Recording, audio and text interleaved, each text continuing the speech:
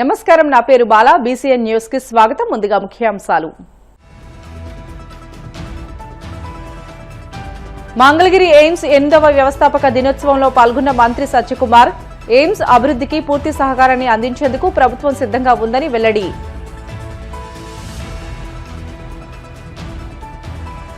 Special flight లో వెళ్లి రావడం తప్ప దావోస్ పర్యటనలో సీఎం చంద్రబాబు సాధించింది ఏమీ లేదు. తీవ్ర స్థాయిలో విమర్శలు గుప్పించిన మాజీ మంత్రి సాకే శైలజనాథ్.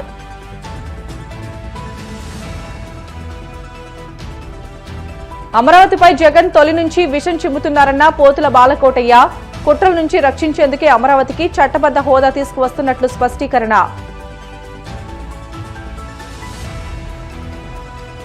తిరుమల శ్రీవారిని దర్శించుకున్న పలువురు సినీ రాజకీయ ప్రముఖులు. ఆలయ మర్యాదలతో స్వాగతం పలికిన అధికారులు. ప్రపంచ స్థాయిలో అభివృద్ధి చెందుతున్న అమరావతికి మంగళగిరి ఎయిమ్స్ ఆసుపత్రి మణిహారంగా నిలవనుందని మంత్రి సత్యకుమార్ యాదవ్ తెలిపారు. మంగళగిరి ఎయిమ్స్ 8వ వ్యవస్థాపక దినోత్సవంలో ఆయన ప్రసంగించారు. మంగళగిరి ఎయిమ్స్ అనతి కాలంలోనే రోగులకు మెరుగైన సేవలు అందిస్తూ విశ్వాసం పొందిందని అన్నారు. ఎయిమ్స్ అభివృద్ధికి పూర్తి సహకారాన్ని అందించేందుకు ప్రభుత్వం సిద్ధంగా ఉందని తెలియజేశారు.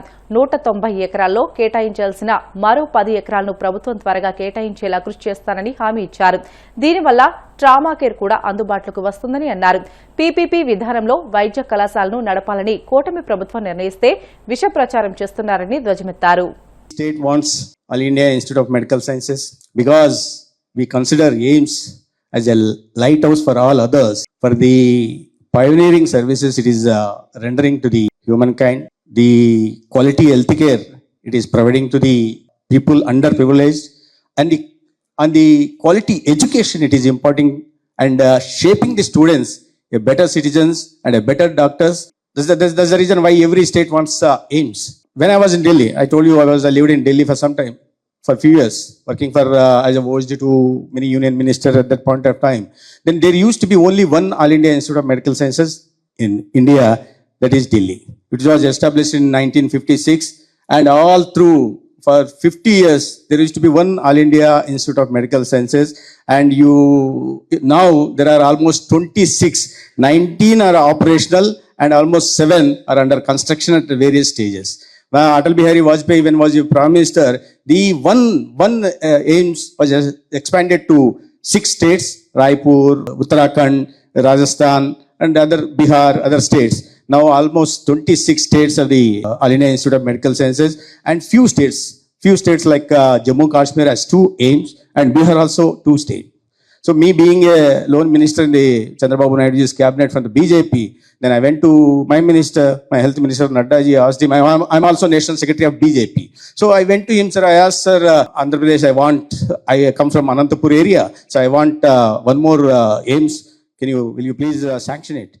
రాష్ట్రంలో రెడ్ బుక్ అరాచకాల వల్లే ఆంధ్రప్రదేశ్కు పెట్టుబడులు రావడం లేదని మాజీ మంత్రి సాకే శైలజనాథ్ తీవ్ర విమర్శలు చేశారు. రెడ్ బుక్ లో జనసేన నేతల పేర్లు కూడా ఉన్నాయని సంచలన వ్యాఖ్యలు చేశారు. సీఎం చంద్రబాబు, నారా లోకేష్లకు ఎల్లో మీడియా భజన చేస్తోందంటూ ఎద్దేవా చేశారు. ముఖ్యమంత్రి అబద్దాలను ప్రజలు ఇప్పుడు స్పష్టంగా గుర్తిస్తున్నారని అన్నారు.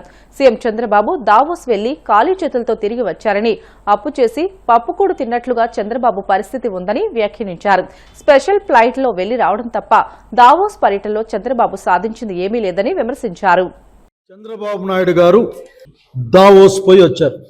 పాపం రాజకీయ జీవితంలో 15 సార్లు స్వెట్టర్ కూడా వేసుకోకుండా, చలిలో అతను వణక్కుండా, స్విట్జర్లాండ్లో ఉండే వాళ్ళే వణుకుతూ ఉంటారు, కానీ ఈయన వణక్కుండా 15 మీటింగులకు పైగా అయిపోగొట్టుకొని వచ్చాడు. ఒకటే మాట చెప్పాలనుకుంటున్నా, మీరు దావోస్ హీరోలు. మీరు బహుశా దానికి కూడా ఒక రికార్డు ఉండి, ఎక్కువసార్లు దావోస్కు హాజరైన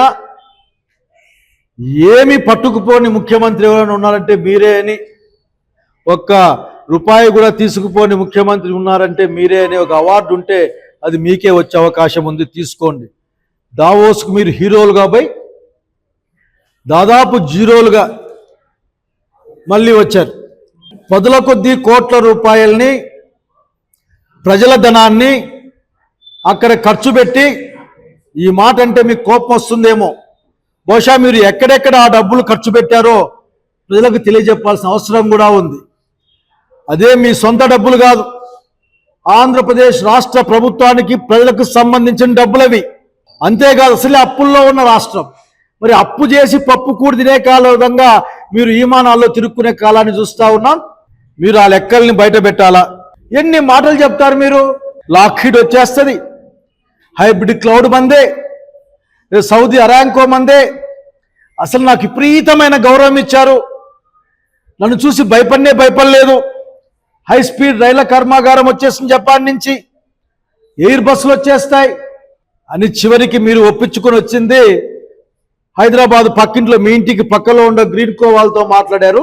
ఇక్కడిక్కడ తిరుగులాడే ఈ దేశానికి ఈ రాష్ట్రానికి సంబంధించిన ఉభయ రాష్ట్రాలకు సంబంధించిన పెట్టుబడిదారులతో కూర్చొని మాట్లాడి వచ్చారు. మీరు 1,00,000 కోట్ల రూపాయలతో పెట్టుబడి పెట్టి 1,00,000 ఉద్యోగాలు కల్పిస్తామని చెప్పినప్పుడే మీరు ఆనవాయితీగానే అబద్ధం చెప్పారు, ప్రజల్ని మోసం చేసే మాట చెప్పారని నమ్మాల్సి వస్తూ ఉంది.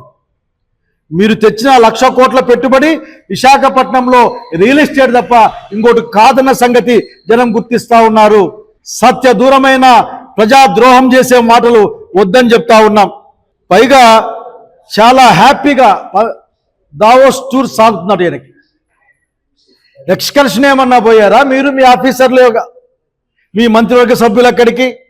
ట్రంప్తో ఫోటో కోసం చాలా ప్రయత్నించారంట కదా. అసలే ట్రంప్ మిమ్మల్ని చూసి భయపడి మీకు ఫోటో ఇవ్వలేదంట కదా అని చెప్పుకుంటా ఉన్నారు అక్కడికి పోయించిన విలేకరులు కొద్దిమంది.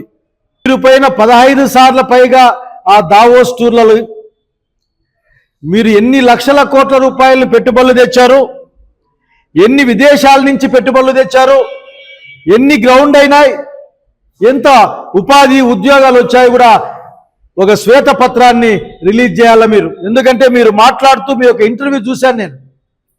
20 లక్షల కోట్ల ఉద్యోగాలు ఒకసారి అయితే నోరు జారిందనుకోవచ్చు, 2-3 సార్లు పదే 20 లక్షల కోట్ల రూపాయలు 20 లక్షల కోట్ల ఉద్యోగాలు తెచ్చాయని చెప్పారు. అసలుకి ఆంధ్రప్రదేశ్లో ఉన్న మానవ వనరులు సరిపోక ప్రపంచవ్యాప్తంగా ఉన్న పనిచేసుకునే వాళ్ళు ఆంధ్రప్రదేశ్ రాష్ట్రానికి వస్తున్నారేమో అని అనుమానం కలిగి ఇక్కడి నిరుద్యోగులు భయపడి చేస్తా ఉన్నారు. చంద్రబాబు నాయుడు గారు, దయచేసి మీరు అబద్ధాలు చెప్పడం మానేయండి. ఇప్పటికి కూడా చెప్తా ఉన్నాం, పెట్టుబడుల సమీకరణ కానీ, పారిశ్రామిక ఉత్పత్తి కానీ, లేక పారిశ్రామిక రంగ నిర్మాణం కానీ జగన్మోహన్ రెడ్డి మీకంటే చాలా శిఖరం అంత ఎత్తు ఉన్నాడన్న సంగతి గుర్తుపెట్టుకోమని కోరుతా ఉన్నాం. మిమ్మల్ని నమ్మే వాళ్ళు లేరు, మీకు బ్రాండ్ వాల్యూ లేదు. ఆంధ్రప్రదేశ్ బ్రాండ్ వాల్యూని మీరు రెడ్ బుక్తో నాశనం చేశారు. మీకు ఏదైనా ఉంటే కదా మిమ్మల్ని నమ్మి రావడానికి, ఎవరైనా మాట్లాడడానికి. కేవలం తగుదునమ్మా అంటూ ప్రభుత్వ డబ్బుతో, ప్రజల డబ్బుతో ఆ దావోసుకు పోవడం, ఆయన చలికి వనకలేదు, లేకుంటే ఏసీ రూముల్లో ఆయన చలికి లేకుండా కూర్చున్నాడు. ఈ చలి కూడా ఏందో నాకు అర్థం కాదు. ఒక ఉలన్ బ్లాంకెట్ కప్పుకుంటే వద్దన్న వాడేవాడు, అంటే మంచి స్వెటర్ వేసుకుంటే వద్దన్న వాడేవాడు. కనుక ఇటువంటి ఊరికే ఆ జాకీ పెట్టుకొని ఎత్తుకునే కార్యక్రమాలు మానేసి ఈ రాష్ట్రానికి ఏం తెచ్చినావో చెప్పాల్సిన అవసరం ఉంది. రాజధాని అమరావతిపై జగన్ చేస్తున్న కుట్రలకు చెక్ పెట్టేందుకే అమరావతికి చట్టబద్ద హోదా తీసుకువస్తున్నామని సామాజిక సంక్షేమ బోర్డు చైర్మన్ పోతుల బాలకోటయ్య అన్నారు. మంగళగిరిలోని టీడీపీ కేంద్ర కార్యాలయంలో ఆయన మీడియాతో మాట్లాడుతూ అమరావతిపై జగన్ తొలి నుంచి విషం చిమ్ముతున్నారని ధ్వజమెత్తారు. జగన్ లాంటి దుర్మార్గులు చేస్తున్న కుట్రల నుంచి రక్షించేందుకే అమరావతికి చట్టబద్ద హోదా తీసుకువస్తున్నామని అన్నారు. అమరావతి నిర్మాణాల ఖర్చులపైన జగన్ అసత్య ప్రచారాలు చేస్తున్నారని, చదరపు గజానికి 5 నుంచి 6,000 ఖర్చు చేస్తుంటే జగన్ మాత్రం 13,000 ఖర్చు చేస్తున్నట్లు దుష్ప్రచారం చేస్తున్నారని ఆగ్రహం వ్యక్తం చేశారు. ఈ రోజున ఇప్పుడు జగన్మోహన్ రెడ్డి గారు ఏమంటారంటే, ఎన్నిసార్లు చెప్పినా, అమరావతి గురించి ఎంత చెప్పినా ఆయన చెప్పేది ఏంటంటే, అమరావతిలో నిర్మాణాలన్నీ నదీ గర్భంలో ఉన్నాయి, అమరావతిలో పనులు జరగడం లేదు, నీళ్ళు ఎత్తిపోస్తున్నారు, చెట్లు నరికేస్తున్నారు, ఇంతకు మించి అమరావతిలో ఏమీ లేదు, అమరావతికి భూములు ఇచ్చిన రైతులు కన్నీళ్లు పెడుతున్నారు, అసలు రాజ్యాంగంలో రాజధాని అనే మాటే లేదు, ముఖ్యమంత్రి ఎక్కడ కూర్చుంటే అక్కడే రాజధాని, అది బెడ్రూమ్ అయినా, బాత్రూమ్ అయినా, వంటగది అయినా, ఫామ్ హౌస్ అయినా, యలహంక ప్యాలెస్ అయినా అదే రాజధాని అవుతుంది. రెడ్ బుక్ భయపెడుతుంది. రాష్ట్రంలో శాంతి భద్రతలు లేవు. ఇది జగన్మోహన్ రెడ్డి గారి వరుస. నిజానికి ఇటువంటి మాటలు మాట్లాడాలంటే మరి జగన్మోహన్ రెడ్డి గారు నేను అనకూడదు, ఒక మాజీ ముఖ్యమంత్రి కాబట్టి, సిగ్గు అనిపించడంలా, ప్రజలు నవ్వుతారని అనిపించడంలా. గత 5 ఏళ్ళు అమరావతిలో జగన్మోహన్ రెడ్డి గారు ఒక్క మొక్క పెంచిన పాపాన బోల, ఒక చెట్టుకు నీళ్లు పోసిన పాపాన బోల. 5 ఏళ్ళు రైతులు జగన్ గారి పరిపాలనలో ఏడ్చారా, నవ్వారా? నవ్విచ్చారా, ఏడిపించారా? మీరేం చేశారు? 1631 రోజుల ఉద్యమాన్ని రైతులు ఎందుకు చేపట్టారు? నాలాంటి వాళ్ళ మెడలో కూడా ఈ ఆకుపచ్చని కండువాలు దేనికి నిదర్శనంగా వచ్చినాయి? జై అమరావతి నినాదాలు రాష్ట్రమంతా ఎలా మారుమోగిని? దేవదేవుని పాదయాత్ర కానీ, అరసవల్లి పాదయాత్ర కానీ, మహిళలు కడుపు మార్చుకోండి, ఎండనక వాననక డొక్కలు ఎండి ఎందుకు చేశారు? వాళ్ళ మీద ఎలాంటి మీరు తర్జన భర్జన చేశారు? ఎన్ని తర్జన భర్జన సభలు పెట్టలా? ఋషికొండ ఎందుకు కట్టారు? 500 కోట్ల రూపాయలతో ఋషికొండ కట్టారు. దాని యొక్క టబ్బు ఖర్చు 30 లక్షలు, ట్యాబ్ ఖర్చు 3 లక్షలు, భాగమతి గారి పడుకునే ఆ కల్పతల తరువు 3 కోట్లు.